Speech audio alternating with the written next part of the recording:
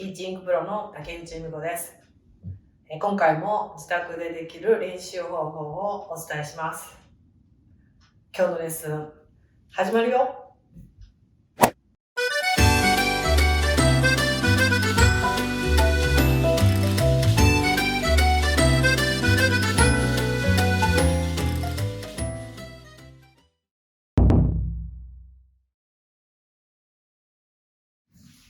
はい、じゃあ今回も自宅でできる練習方法。今回はインパクトはアドレスと同じではないということをお伝えします。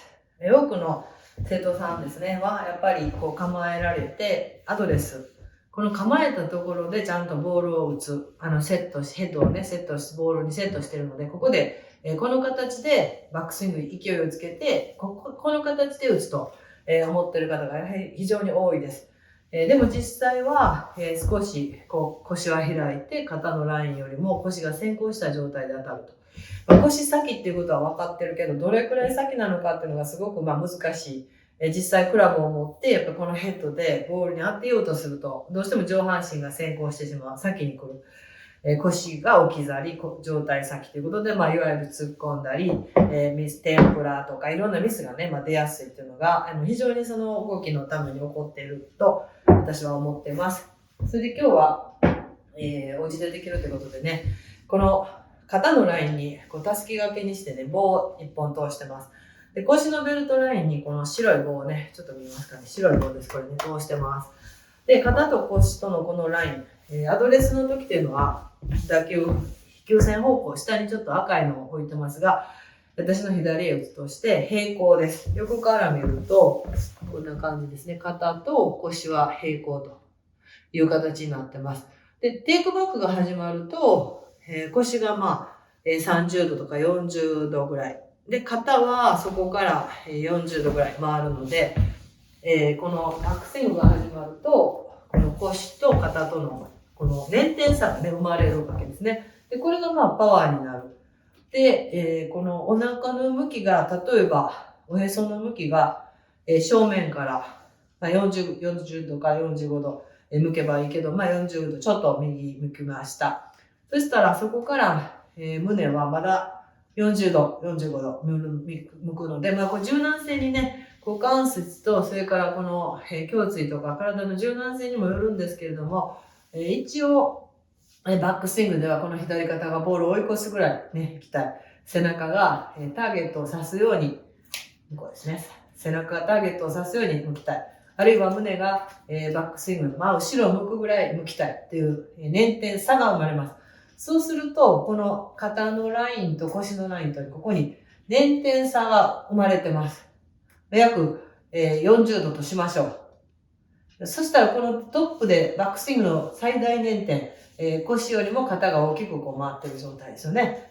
この状態、捻転差を縮めてしまうと、さっき言ってたアドレスの状態でインパクトを迎えるので、この捻転差を縮めないで、左を、お腹を左へ向けて戻ってくると。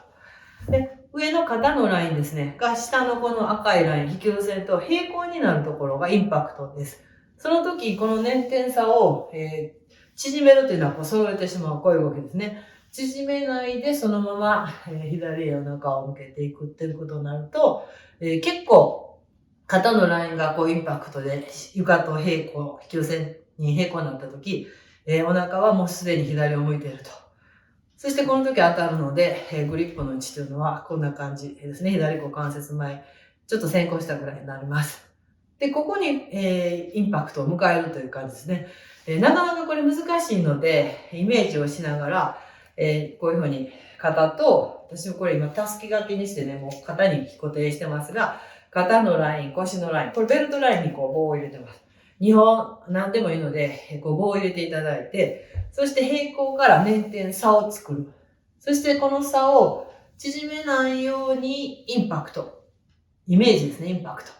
で、これが揃うのは、フォローの方ですね。左を向いて、ターゲットの方向からまだちょっと左向いたぐらいで、これが再び平行に揃えます。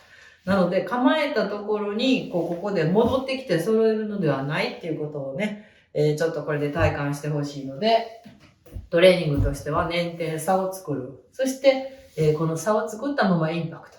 あとは状態がこう腰を追い越していったりするので、あとはいいです。インパクトまでのイメージですね。捻転差を作ってインパクト。